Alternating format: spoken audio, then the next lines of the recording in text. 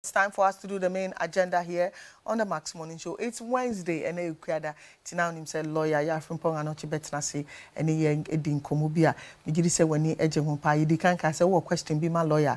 Facebook Max TV and answer WhatsApp 0558462088. So ode o question ma ye on time ma e bebusa no amma. Lawyer Akwaba.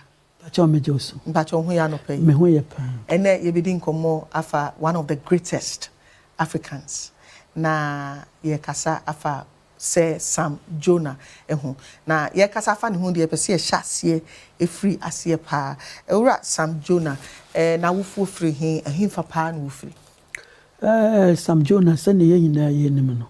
Ni krom pa de ka asen koshia wo central region.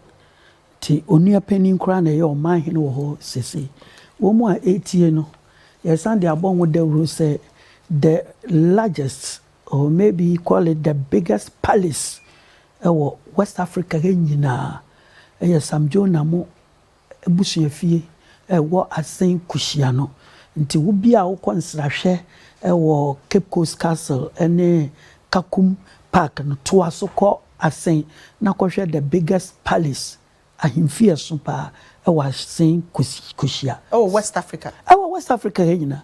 Utoma obeyire o. Udi agro obeyire be 3 days. Now that's on the name. Kanena nka ebetwa utikura ewo. Now na ofi. Ne papa by name you can see so infantini. Now ye won wo Obuase 11th November 1949 oko Obuase Anglican Primary School. The woman medal. And young one was a sign called Anglican Secondary School. A year at the Saddle College. Na abakwasam chirese obeye chapel prefect. Ya ye schools near secular schools no kebeka say school chaplain. Na mission schools ne de omo chaplain na oye osofo. Nti wo beye chapel prefect. And the moment ye be mo sa post no, na say we obi a disciplinarian. So yeah, chapel even school I may attend my O-level school.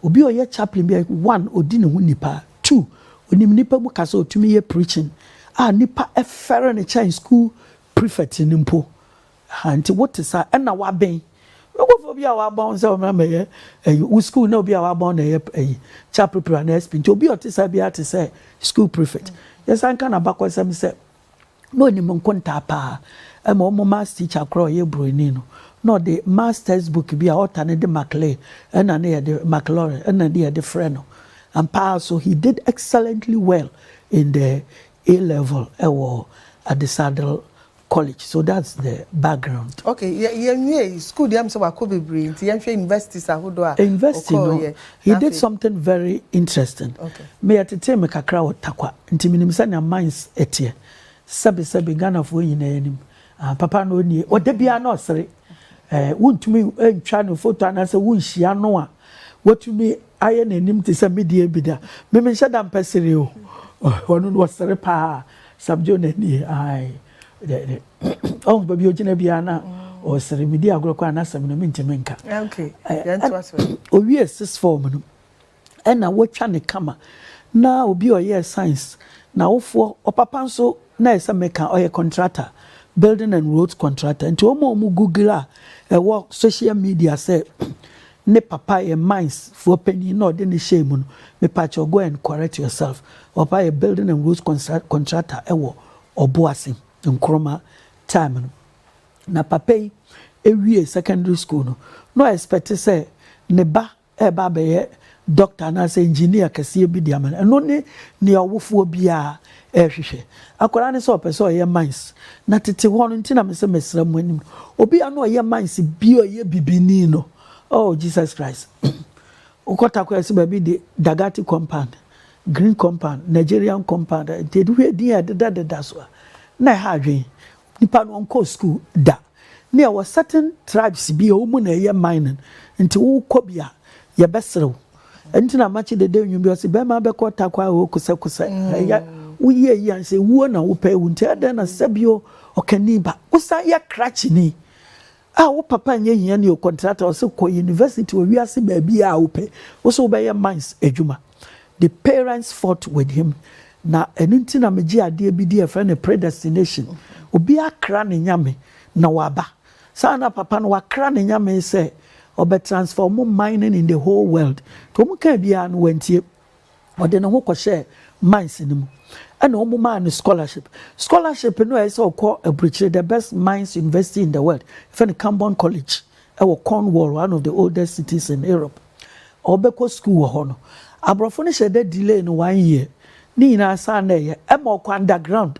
Underground no a hu na fe obi onko school da no akoye de chisel share nsem. Emo ko underground 1 full year. Na abrofo no say this. So obi onko school da obi onko mines mu da no. Obi wa onko school da na kwa asase ase. And on san ye mines adwuma de no ko. Underground, they are shifting from everywhere, this part to that part, that part to that part. That's how I'm saying, Yankopon almost BBF in one. No, so BB. He was very hardworking, very enterprising, and everybody liked him. But in addition, in the BBF to change, no, yeah, no was ordinary laborer. The following year, and I said, the now for fun, the almost sereno. Oh, yeah, you'll be one failing. What try level, then, also the question as I say, okay. To the following year, the fair dream in the chassis say Eba or Cambon College or Cornwall. That was the first degree in mining engineering. Or we in a master's or Imperial College or London Zone 1 or Chelsea, South Kensington. Yeah, about the master's degree. Or Baba Tuan Juma Esu. Into some ready in a nature say he was in his early 20s, so no or ya bebuno cra, cause we school noir.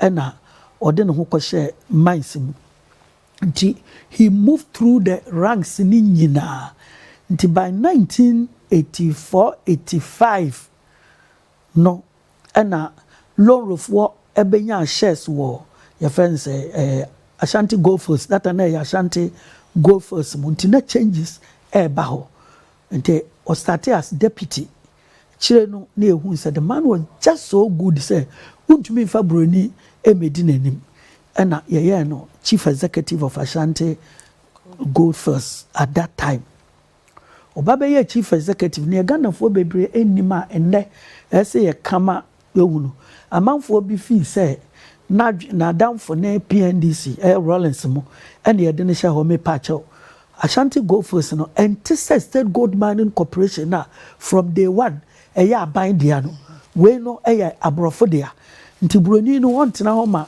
the friend is president emfa na nipa openasem emfa free castle emkoshe ho mpacho he worked himself through the ranks kuta master's degree first in mining engineering second degree no mining management nti yahwe na he was the best qualified at that time no we did just 36 years because was here in 1949 the age of 36 years, 1985, he became the chief executive of Ashanti Gophers. At that time, no, now Ashanti Gophers, almost output, 240,000 ounces of gold a year.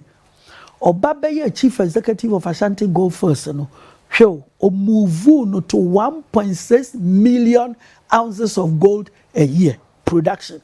It is ounces won't tears here to send your measurement here at least just relate numbers 240,000 as against 1.6 million. Absolutely. And no one achievement on the back. In no time, no one move Ashanti Gophers at the New York Stock Exchange as the first African operating company to be on the New York Stock Exchange. And one was a bra. Anglo Gold, one of the biggest mining companies in the world. And they Ashanti Gophers ebabeye merger no. Pape, we in Sinchanya enye na emaye no the president of Anglo Gold Ashanti. Niye yina say whenever there is a merger, companies and kasiye companies mienu kamboma. Kasiye no a owo mu no. Ono mene kuma no. Nti womu di womu mpanimfuo ni womu bibia ete se wudi team bi te se architects na wodi akobo kotoko mu se womu se players na ebobo no emu be 9 be free kotoko na architects dia ye mienu rather in this merger no Sam Jonah was made the president worldwide president of Anglo Gold Ashanti and other executive members no ni wo mu wo Ashanti Gold Coast no sa papa no atire ni wo mu ma head to head no mu ina biti abrofo no ntia left wo mu ina na de wo mu call South Africa nti the deputies and the directors no Ghana for nti this was how our papa Shas say or dini kase wo wiase ama ne ho na bi nso aka ne man Ghana ode kɔ hɔ ewie no anso hɔ a osan so tre Anglo Gold Ashanti mu and opened the biggest mining company in Tanzania. I find Gator Mining, the biggest mining company in DR Congo. I find Kaila Mining, and the biggest mining company in Guinea, Sugiri, and Ghana Hansono or the Tebre Beni Iduaprim at the car Obuase shaft no. Not just a pager.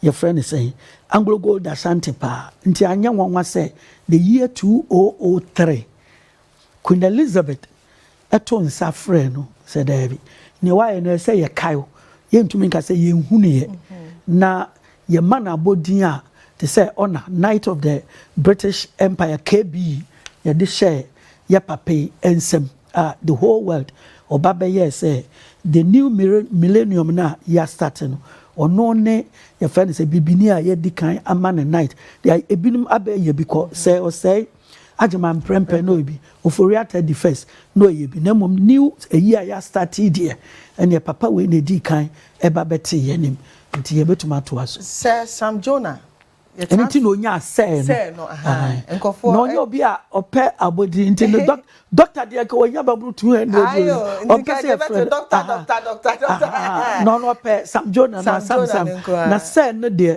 and wo yi free wanye ya te say nipa wo bra wo asese den na ye de wusi akonwa so wo ntumi nkasa me enfra nana enti professor ne doctor na no de obetumi de atunche na say ne de me kura wa kire ma do kire me mining law minerals and mining law our University of Ghana 1990. Wow.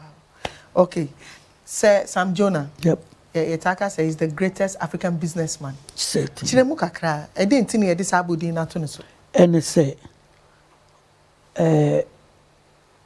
adwuma no a oye no as the chief executive or president of a company no you are a businessman.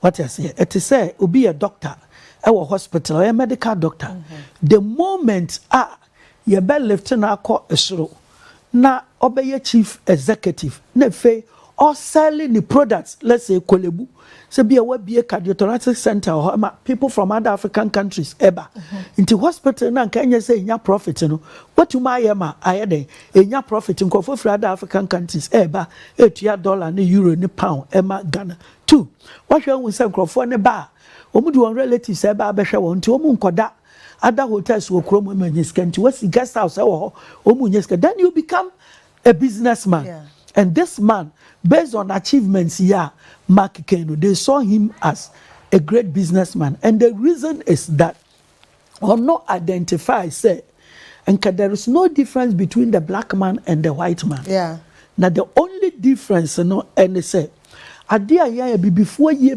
piano na ya dwen ya ho first nti adwuma bi a wo de be hya ne sa no obewie no wasi dan du se school na wo so nsisi obewie no wasi ni school miensa se wo abrochire wo so nsi dan wo East Legon mawa wo nua no besi bewie no no so asi boys quarters e wo dan so man and no se sad no the what we lack is ethics the business ethics he sold it in Africa so what the ethics ana say suahunu nothing like conflict of interest ne corruption sanke kan no wo yi free mu ababi abroni aduru biara bibinu so betimi aduru sa programs yoye na all marketing in the whole world no e ma United Nations ehuniye nti ono ebeye board chairman United Nations Secretary General Global Impact 2 Commonwealth of Nations ya countries e can brofo ni nanso ehuye omuye no head of the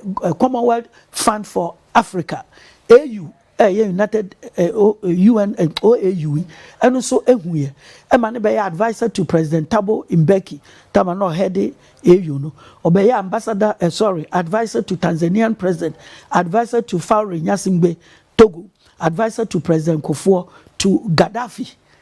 What you say? South when you know, Papa. President Muammar Gaddafi. We know two in terms of business. On your politician in Pacho, not in terms of their political policies, but business policies. Intino, nature say, what to me, Sabi ordinary compare to say Dangote.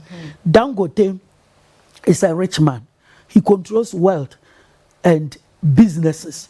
Now, in the case of Sam Jonah, he gives the people like Sam Dangote the advocacy they need to expand in order to build the business and then make them be able to fight. Into no, I say teacher ni professor, our businessman, and the normal will be costro. And you know, would baby, I want to mean for Dangote kono no the obe to me de no ako like UN, any AU, any Commonwealth, or no but kono watch the woman. And ye na so who say almost every university in the world. You invite your friends say Papa no. So mema talks on mining and all other things are a bit me ama nipa what you as a businessman because all your politicians you know woman here politics and then he is in a different field altogether which is business and which is greater than politics. We are politics and when we are seeing at the end of the day you know and so when you start to bottom when you do that is a field of Sam Jonah. I did back mienu awaka for me sticks out for me and he say what you say oh no the whole mining thing Unyankopon edishira no odi free onyame ho ne buy. Secondly the work ethic also say enka betumi yi corruption ni sa dwurumu katasehye ni proyen ketenkete na enka Africa betumi adru bia bruni nso so apart from that what unique skill set and as a values and a papa yi ekuta na ede na bedru bia ade ye unique pa no ene say na before say Sam Jonah ebeba no na e come minds we imagine minds the be a winning say a yadia kese with estates the be a bioni mans wako boase pen wako takwa pristia bibiani konongo who you come minds your picture be about with him and this man shifted the world's attention from such huge things na you imagine to the concept of the small mind. Take it this way. What a factory our Ghana. When say a sprawling place. And a nature of when you are be say factory yes sardine. Now drew in other countries, you know, where a dime by 100 necessities were machines baby. And now we build the machine kit to a demo here. I bet to me a produce be at 10,000 cartons of machines in a day. And no na or the baby we are say a changing the game plan no completely. The emphasis on the small man. And I remember I listened to one of his speeches on the small mind. Okan say, size is not important. It is performance that matters. So yeah, Bobo now kofa ni patenten kasiye bi babeji na wa. To say Lukaku, nye anu ne hiya. We bet my kitu ebi to say kotoko player bi abesin kone friend opoku afri ye. Beyi obesha usisi until at the end of the day no. Don't look at size, but just look at performance. And only one unique thing papa di be wiase. Afen so ba ye memu ha. O ya de bi anipa ntwe won adwene enko so. When you say ukotakwa until recently na ko bi to metena takwa throughout his life. No nimba bi ya minds no. We ni takwa na me start school. Nti what I'm talking about. Because school takwa tambo. Na ABA baby two gold no bonse wunnim ho da and the same thing that happened wo oboase se mines no egu baby na oboase township no ewo baby mines no mo wo insio water pipeborne water nya ne san from ne bi nkania eya nyina nkania good roads estate papa wo mutitim and schools bibia preparatory school papa wo na brofo aye ho ma Papa we no osan ya de bia a day world class you also can say something unique about him ba ko na makaya mba beken kakitwe mamrefi na ene say until Sam Jonah became the chief executive of Ashanti Gold and subsequently the president of Anglo Gold Ashanti no na mining was the monopoly of men. Nti sa ukọ mining company bi a ukọ to oba ho a ada so no aduane wo kitchen and now te secretary bi Sam Jonah na etumi impact ma a marshal so mu ye mining engineer we university near the wo mu kwa asase ase okuta sa equipment no she helmet. Sam Jonah na introduce Sadia na ewo wiase nyina. He empowered women. Sadia bia be ma betuma ye no oba ebetimi aye nti say mines a mine man ekuta machine no mo drilling machine ya na wo mo ye na mesrew. When you give the right training to a woman, she can do the same thing. And this is one of the unique things Papa Yadiaba Ewiase. Now back to my story. Papa Nba Obuase as head. And who say every mining field in the world is a form of apartheid. West South African baby abrofote wo ho to won baby before so eti baby. Into was baby.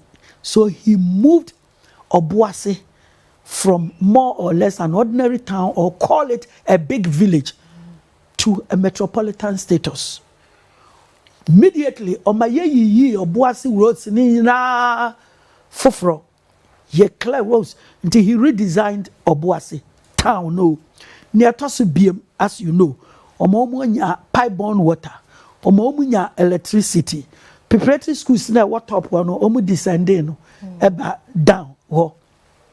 And no echi o see the first private sports stadium ewo Ghana ha etumi match Accra in Kumasi stadium as at that time Lenkley other African countries in Aba camping ewo ho and no echi was sign ABA Ashanti Gold football team almost sound the Ash Gold no and no certain record be until he came in no nanka kotokone has no mu rotate eje your friend say league ni sa so what is a 31 has eje ba ku bi no Olympics eje ba ku ne aka ina obo say dwarfs nso obete say sa teams mi ani oba ye no o pushi kotokone has go baby ema Ash Gold eje to us 3 times otumi de Ash Gold dey call African Cup finals Ghana for kai Togolese player bi Fani Bombo Waki and Debla more players pa. That was what this man did in terms of sports development. And so what entertainment or no Anokye a dance band be the leading dance band in Ghana from Gold Nuggets. Before that, the leading one, Western Diamonds. No, but I put two Papa Jansen. I didn't know. I was very angry then. Or didn't know Equina Saband and shoot up as a leading dance band in Ghana. And he said, "We shall know my papa. I am not so you're all around." I said, "Wow." Ne alma mater. Also go for baby school. No, we a fee. School crowd or more Equoy. Debbie, Missing be one of the richest people in Ghana. School or coin. Because school me no Kumasi High and Secondary St. John's. Me person mabo which school di? Because me can obi abe hu ni pakro. On person better school ni dey there ben ya. E maybe you free down and obedu ani ewia ne mattress. Enti dey. What we am kwala abonete say wa enti dey ben. Papa we dey. Watumi asi your friend say Masters Bungalows at the ama at the Saddle College. We see a whole assembly hall na ho no at the ama wo mu and a dormitory at the ama the Saddle College ne papa edi edaso ne UMF ne man Ghana says Samuel Jonah is the longest serving university chancellor in Ghana ono ne University of Cape Coast chancellor na osanso member of the board Ashase University, which is arguably one of the best universities in Africa. Papa and so ho and namini nimidi attache ewo wiase ni ntino man sankasia ewo wiase ni ina consultant no among them no to say Equator Exploration Company, Equinox Minerals, and your friend is saying Range Mining. Sa company sankasia nyinara.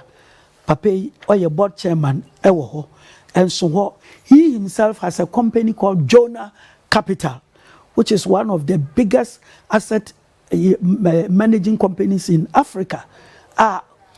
Omomboye ebobosia was South Africa. Bayport ne bi wagan do South Africa. It's a very big equity company. Papa a majority shareholder. Eho.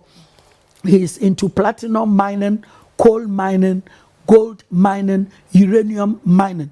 Oba estate in so say me revealing the normal be brought here on fan bonny me bonny fancha me won wako faba no so oye estate developer kese main bit is Nigeria middle class estate development is anke oba Ghana is fancy airport hills no osisi bi wo Nigeria ebi wo Tanzania ebi wo Zimbabwe ene Zambia. Say ben partners say ebi na make ka we apart from investments ahodo a why and say no say wa be global icon say de bia ye to nsafre no say be kasa kire yen eye den na obeduru ba bia wadu eye den na wutumi ma mines eba beji din wo wiase eye den na wo ma akrachefo ba mines mu mpacho before say papa ebeba into the picture no na akrachefo suro mines oboka ko electrical engineer na mines ne de ono na ma mining engineer no be ye mining engineer say na abeye krabehwa obi apese oko hobby inti you can understand the say he is board chairman for so many organizations inti watch our Ghana be about 1 week. Next year, then call baby for talking to students, especially every year. On say university for a graduate year, they need a guest speaker. Yeah. Oh, can't some children my tongue kwalana sumom de kobo bra we biase. But all bobo universities in Nidia, we that Ghana had the university be out in South Africa. Ghana Journalists Association. Nani ya kwa kasa say galamse issue no wa hu say omo agya ho asem kan he castigated them me patch us remember is a very firm person ntino yeah da bia ye wi mfina say ka obo ase ye de city street bebre obo ase ye de to no esa nka ye de to papa no ye be ba ho ni awaka de na che say Mo Ibrahim Dangote mo abubo bomudin say Africa's richest ka Sam Jonah momu ana wadwen say in terms of sika wo mu ewo no eno de arguably omu no mu sika ewo so na in terms of nimidie knowledge no your friend say Sam Jonah more or less akwese nipode sa TV station we say e de esi ho no so onye sika edisi ho now when it comes to the impact say ebema the whole world at max din a me patch ono de enko zero people like you. Okay. And a bema yati max di. Track no be nampacha say Sam Jonah no. Aha, kwan ya befa so e beti business di. Kwan ya befa so e be manage business no. E no de nka Dangote mo e ma we no oya e no san ya academic no. Ono refine e lecture e kan an area Mo Ibrahim entumi nko. E chaka be na da ura Sam Jonah any Labadi Beach Hotel enter.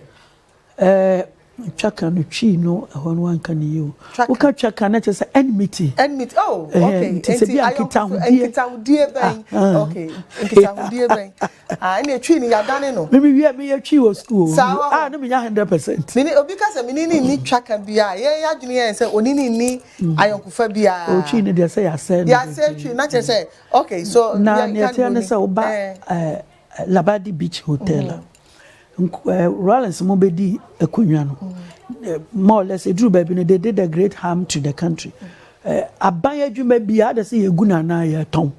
Until that time, Ambassador Hotel, a one craha, and Tamadiano, a Meridian Hotel, na a goo.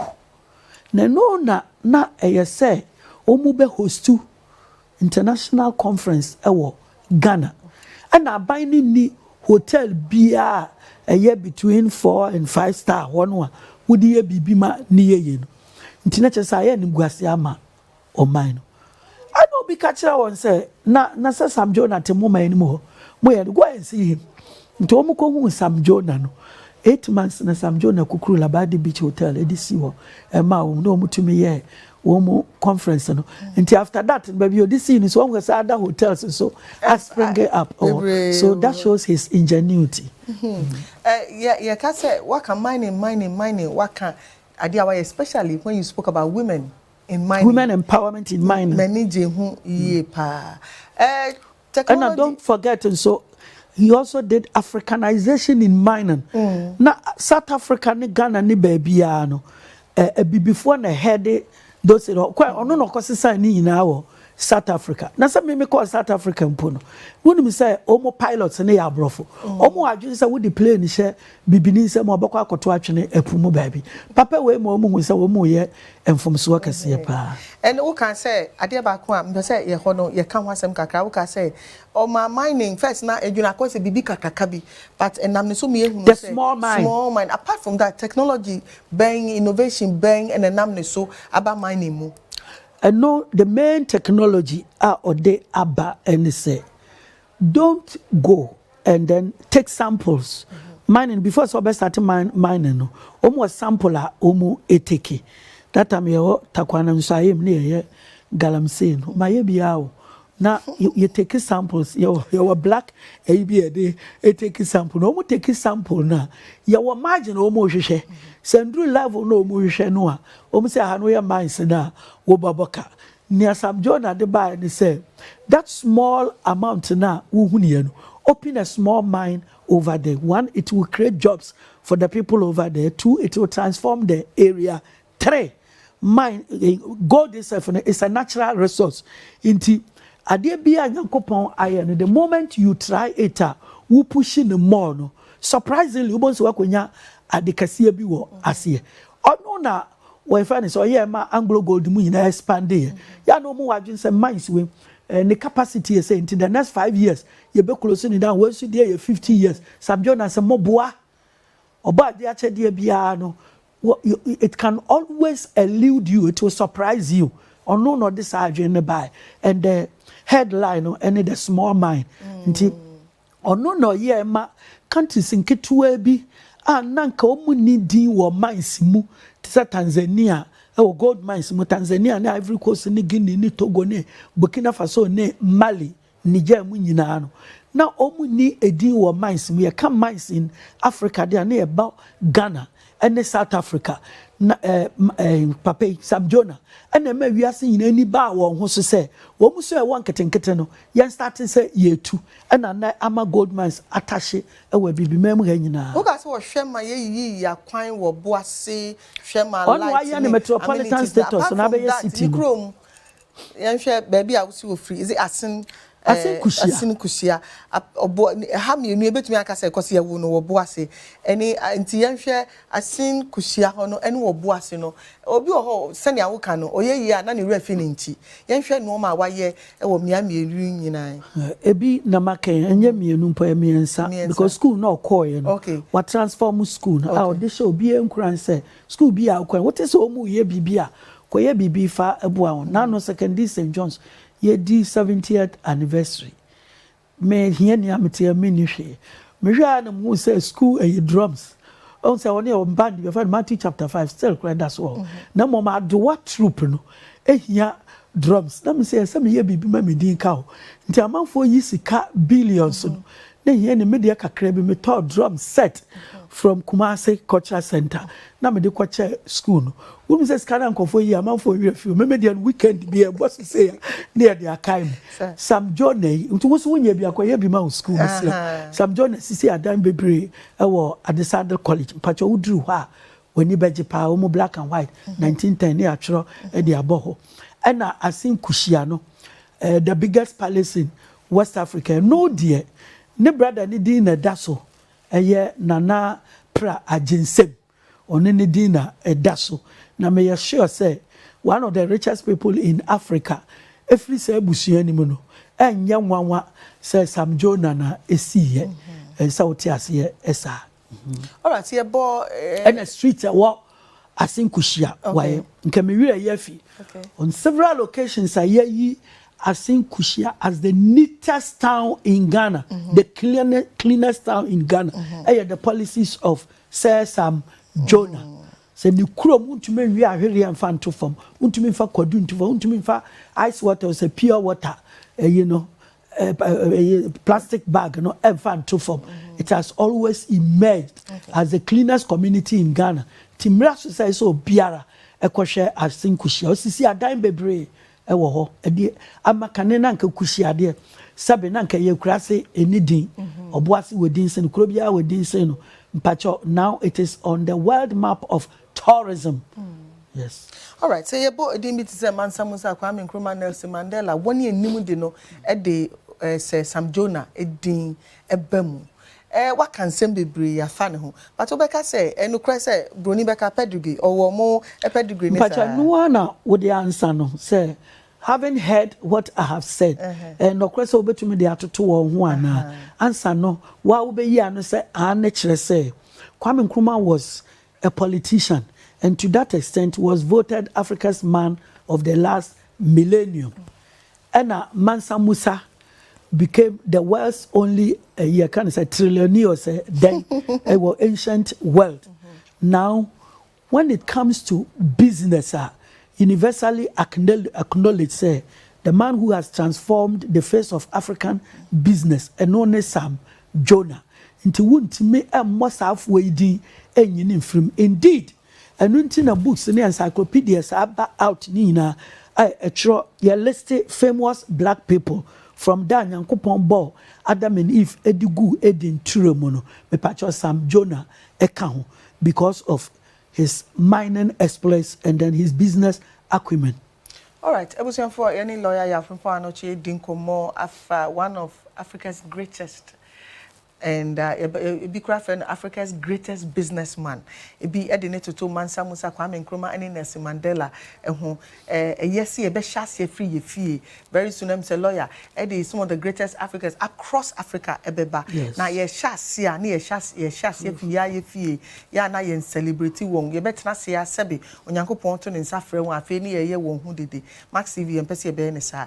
Ntina eni so pa ye depi say lawyer cast wo be ye ora Sam Jonah biography wahama ni panyina ehunu no ye ditu mu prekope e bia na wase musa bi waginkyire bi e bi kwa na wa hia ne ba bi da so person bisa lawyer asem bi obetumi afrɛ yen 0558462088 lawyer e wa ha obeyi musa ni nyina no na lawyer asem ba ko a before so baba no bade ba kwa maka wa no e de no ma bi so atoto no wo memu takwa mines duapre mines hospital no ne din da so and there was Sam Jonah Estate ewo Obuasi and University of Cape Coast Library main library no Sam Jonah Library because me baby ewo ho me bisa ne say Sam Jonah Library when mo say akase pa nam say do you know Sam Jonah no so he died many years ago nam say me pa chow wonyini why o da so tiara say I asked him this question 2 years ago. The man born in 49 not just he's just about 75 years me pa chow tia papa ote omu otiase ya na bi time Sam Jonah etutu Kwame Nkrumah ho and one Makano. Oh, Sam Nkrumah was a great African politician. And Sam Jonah a great African businessman. Kofi Annan, a great African diplomat. Yes. And Ponwia, a great African footballer. Nti se wo yi icons na the greats. Before a producer me wiase kwasi broni ya no hwe ya enye ye no in terms of business and management, in terms of ethics. Sam Jonah and Yebonidi, Send Bob Marley our music, the greatest black musician. Okay. Hello, Yanya caller from Dakuman. Good morning. Good morning, madam. Me pacho. Onyango pando me hoye pa pacho lawyer wa ha. Me chia lawyer so. Ene di mo pa odi. Me all kan ni na no kure. Me need Sam Jonah ye di mo kakra o Diamond House. Those time na you see gold house ever could do it not your Diamond House and he was a deputy and son obey not only one Mr. Kwasi was ahead of Jonah. My uncle was a lawyer solicitor, one lawyer and Perry. But the man was too good as everybody liked him. He was a youngest man, but then not the superior, a carpenter. George Carpenter Bruni, George Carpenter Koyana, Sam Jonah best. Oh, no, Jumapa, Jumapa. It's a nice person. When you see the guy cross my friend in Makla scooter, not trained as young. And he said, whatever the man is saying there is perfect.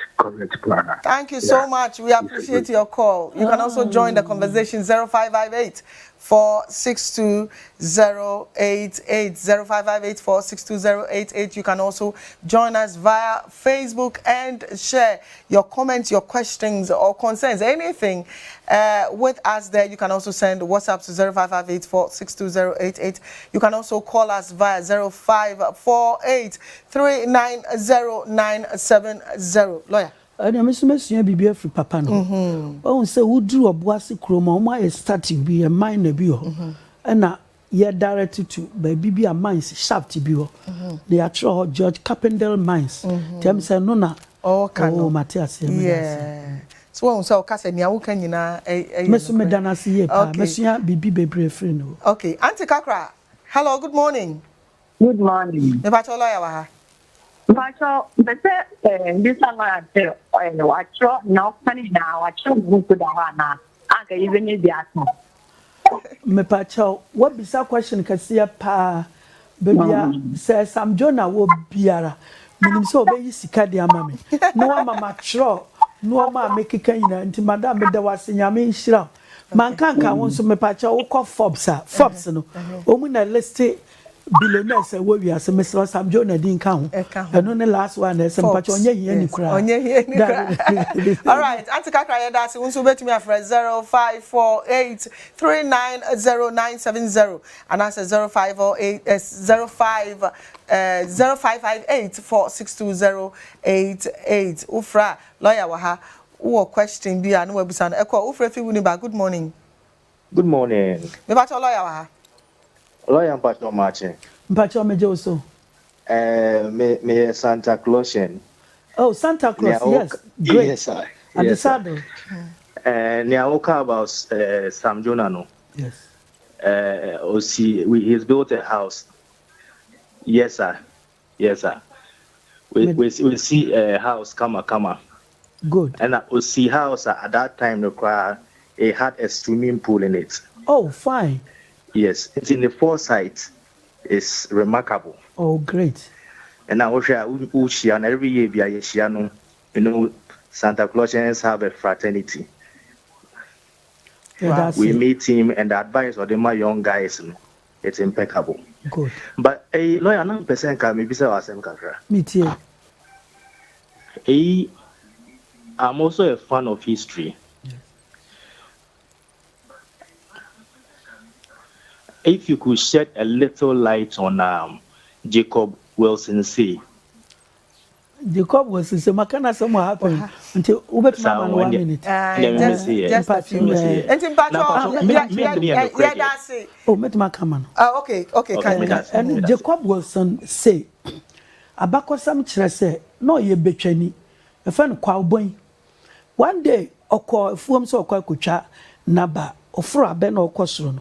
Na so wo bi sha se so chase no better form odwane ya no koto baby na nete no baby okoto ye no se na nanam na di gold begu ho gold no sai no di kosie ye immediately he became a millionaire.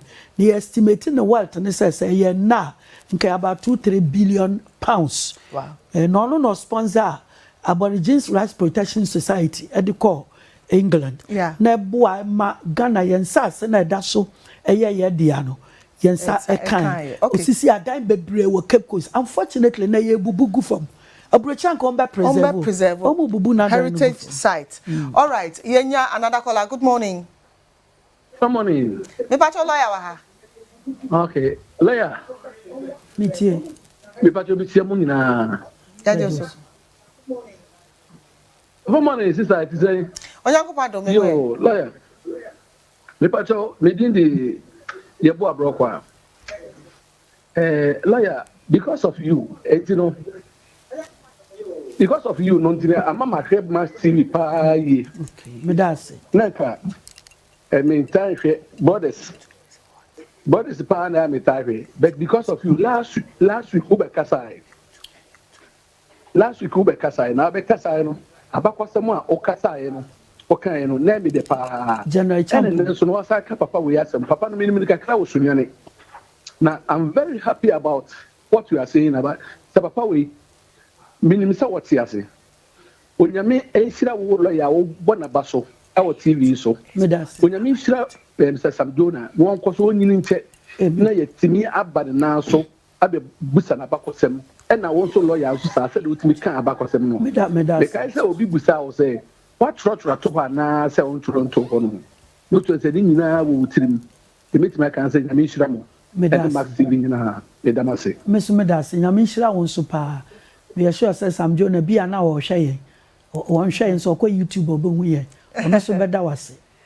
Okay, sorry, a lawyer, to Jano, Joseph Wilson say, Anamewa, sorry, no, lawyer can wahada or can't fa nipa bebre who YouTube Max TV into the Max TV Ubenya story nini now. Icons from Central region. Icons from the Central region. Thank you so much. Icons from the Central region. Lawyer Edeneka untuko YouTuber Max TV on YouTube Ubenya. Abu, good morning. Morning, madam. Nebato lawyer waha. Asoma okay lawyer can dey am papa because me water tanker driver they may no di ni birthday e woni fie na mo fam say me fanso nkoma no papa no bi an ho to pa but ne yere na ni so se ne yere de ni so se papa na ma papa ndo hunu a o ye din the lawyer can dey am papa na yere de ni so se so the minimum fan no yo that's the Wednesday's edition of the Max Morning Show. But before I leave, I need to thank lawyer Frimpong Anokye. Thank you so much for coming. We appreciate you so much. We hope to see you, God willing, next week here on the show. Yes, Kumasi High School BB, but me moso. 60th anniversary. Kumasi High Mrantia. When my dear Mrantia here in Nora. Kumasi High School. Ashanti Region National Science and Maths Competition. Baby, three and finals. The 3 grade schools in Ashanti. Prempe, Opokuare, Kumasi High School Pacho. Kumasi High Business Schools, the science for me, actually form team. Oh, and right, you 46 points. School Bakunya 37, Bakunya 23. So, I'm better mobile indeed. And they say, Yanni, qualify a year back, Yanni, and Nkwalana, a coin, Yankwalano. I congratulate you. Maya, the almost a competing from Opokuari and Prempe. Almost my idea, Papa, at least to come forward. To represent a school in the country is not easy. Out of thousands of your classmates. Nyamishira munyina. All right, lawyer so mamunyina trinkwa. Ebusiafo nyankopon yadoma. We'll bring you the Thursday's edition of the Mass Morning Show, God willing, tomorrow. Thank you for watching. We appreciate your company. Right after